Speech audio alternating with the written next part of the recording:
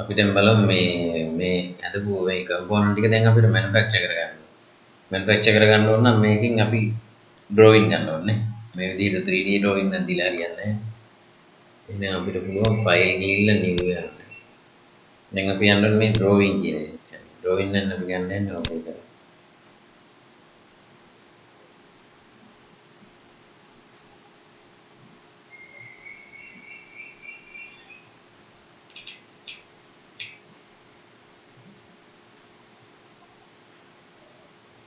මුලින්ම අපිට අහනවා ස්ටෑන්ඩඩ් ෂීට් සයිස් එක.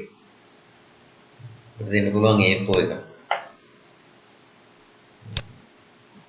මෙතනින් බ්‍රවුස් කරලා දෙන්න පුළුවන් මේකේ මේ අර එන මේ යටින් අර අකුරු දාන්න මේවා ටික තියෙන විස්තරය දාන්න මේක ලෙජන්ඩ් එක එහෙම තියෙන. ඒ ටික අපිට වෙනස් කරන්න පුළුවන්. ලෑන්ඩ්ස්කේප් ද පෝර්ට්‍රේට් ඒක වෙනස් කරන්න පුළුවන්.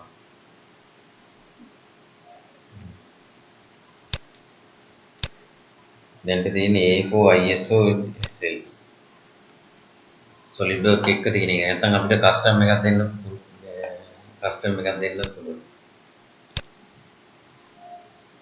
කස්ටම් සීට් සයිස් දෙන්න නම් මේ මෙතන ක්ලික් කළා අපිට දෙන්න පුළුවන් ලොකු ෂීට් එක. දැන් දෙන්නේ ස්ටෑන්ඩඩ් සයිස් එක. ඒ කියන්නේ print කරන්න පුළුවන් නේ. ඊට පස්සේ ඕකේ කරනවා. දැන් හැදලා තියෙන්නේ මේ ලොටෝ. මෙතන ඩ්‍රෝයින් එකේ නම තියෙනවා.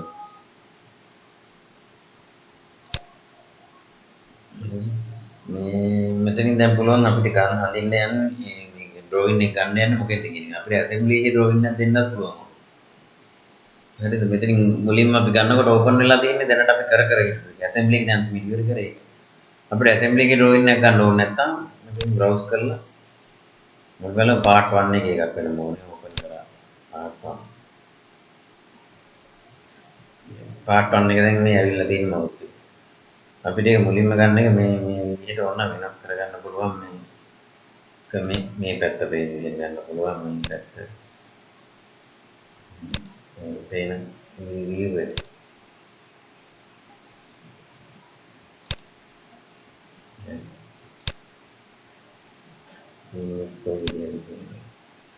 මේකේ මුලින්ම ෆ්‍රන්ට් එක මේක ක්ලික් කරලා. ඉතින් නිකන් මවුස් එකෙන් මම යදන් යනවා ඊළඟ මේ පැත්තට. ඊළඟට 3D view එක.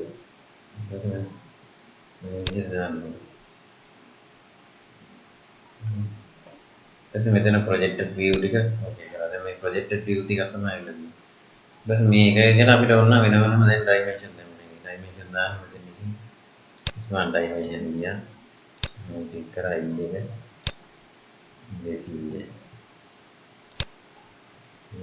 මේ කැලේ dimension. අපි dimension අඩු වෙන්නේ නැති වෙන්න ඔක්කොම දාගන්නවා. ඉස්සයි.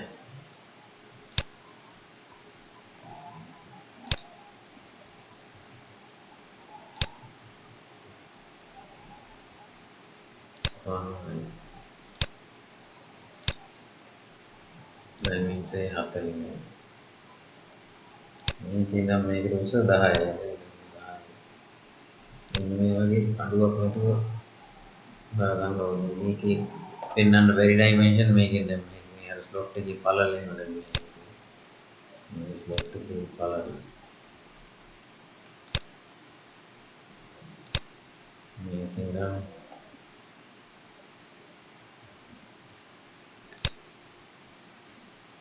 මේකේ පළල මේ උස නම් අරගේ ගන්න දෙන එන මේකේ පළල වෙනවා.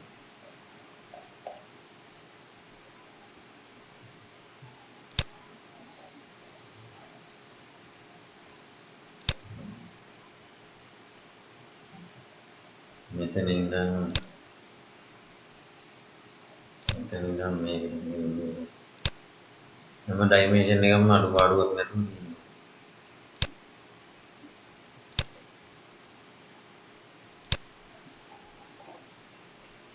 දැන් මේකට අවශ්‍ය ගත්ත සීයේ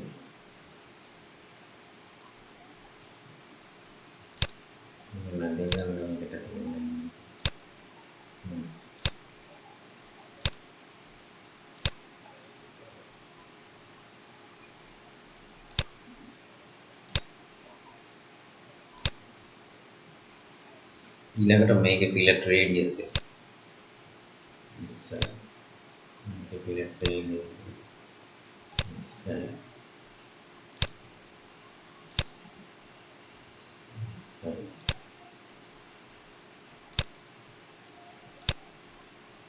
දාතේ මෙතන මේක.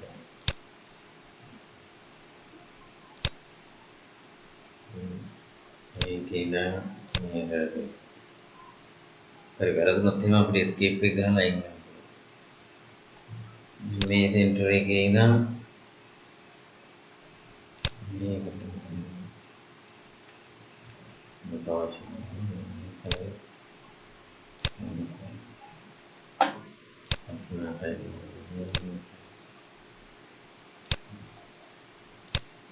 ඔයගේ හැම ඩයිමන්ෂන් එකක්ම දැන් දීගවිල්ල අපිට මේක සේව් කරන්න පුළුවන්.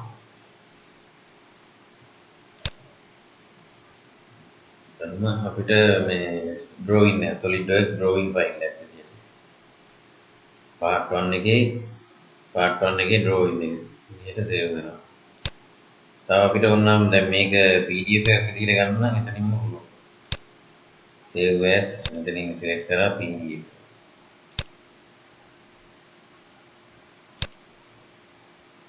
දැන් අපිට බලන්න පුළුවන් මේ PDF ඒ save වෙන එක.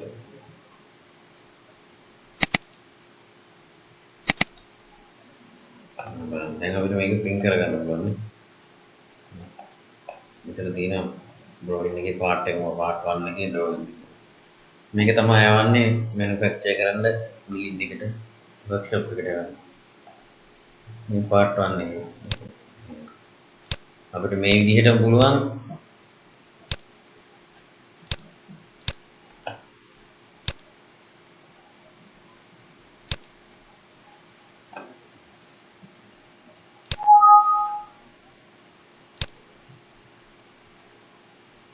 මේක දැන් හරි මම මේක ක්ලෝස් කරනවා. ආයෙ new ගියා drawing ගියා A4 okay දැන් browse කරා අපේ part එක ඊළඟ part එක 2 ඕකන අන්න දෙවෙනි part එක ආව ඒකත් අපිට පුළුවන් මේ දෙවෙනි part එකට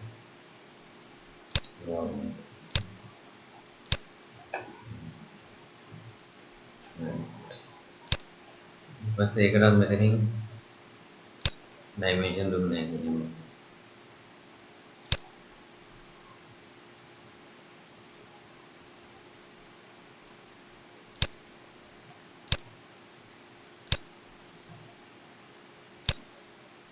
දැන් අපි දන්නවා මේ parts ටික ඇඳලා ඒක කොහොමද මේ drawing එක ගන්න කියලා.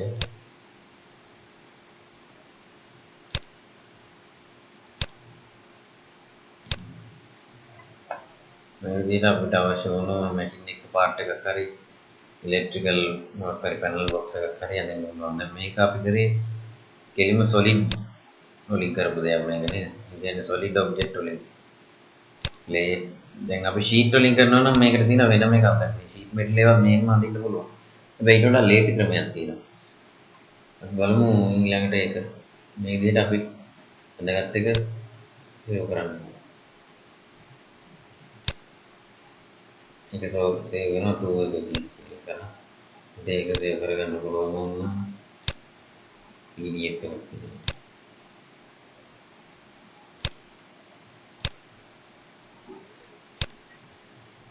PDF එකක් විදිහට අපි සේව් කරගන්නවා මේ print out එකක් අරගෙන අපිට දෙන්න ඕනේ නම් මේ workshop එකට. දැන් අපි මේක දෙන්න ඕන නම් අපිට මේ cut machine එකකට වගේ මේක perspex වලින් කපනවා කියලා හිතන්න එහෙම. ඒලා ඉල්ලන format එකකින් දෙන්න පුළුවන්. Photoshop format එක කරනවා මේක සේව් කරගන්න පුළුවන්.